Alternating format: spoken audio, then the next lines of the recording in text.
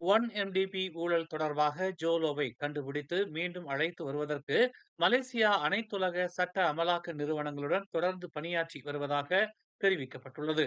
அனைத்துலக அதிகாரிகளுடன் ஒத்துழைக்க உறுதி பூண்டுள்ள உள்துறை அமைச்சு மூலம் இந்த முயற்சி மேற்கொள்ளப்பட்டு வருவதாக புக்கிட்டமானின் வணிக குற்றப்புலனாய்வு துறை இன்று ஒரு அறிக்கையில் தெரிவித்துள்ளது. சீனாவின் ஷங்காயில் உள்ள ஒரு பிரத்யேக பகுதியில் போலி ஆஸ்திரேலிய பாஸ்போர்ட்டை பயன்படுத்தி ஜோலோ வசித்து வருவதாக குற்றச்சாட்டுகள் எழுந்தன. ஜோலோ சீனாவில் இருப்பதை குறிக்கும் உறுதியான ஆதாரங்கள் எதுவும் இல்லை என்று முன்னதாக உள்துறை அமைச்சர் டதஸ்ரீ சைஃபுddin நசுத்தியோன் இஸ்மாயில் உறுதிப்படுத்தியிருந்தார் என்பது குறிப்பிடத்தக்கது. மேலும் செய்திகளை தெரிந்து கொள்ள தமிழ் மலர் நாளிதழை பாருங்கள். உடனுக்குடன் செய்திகளை தெரிந்து கொள்ள தமிழ் மலர் இணையதளம், தமிழ் மலர் செயலி மற்றும் மலர் டிவி யூடியூப் சேனலை வலம் வாருங்கள்.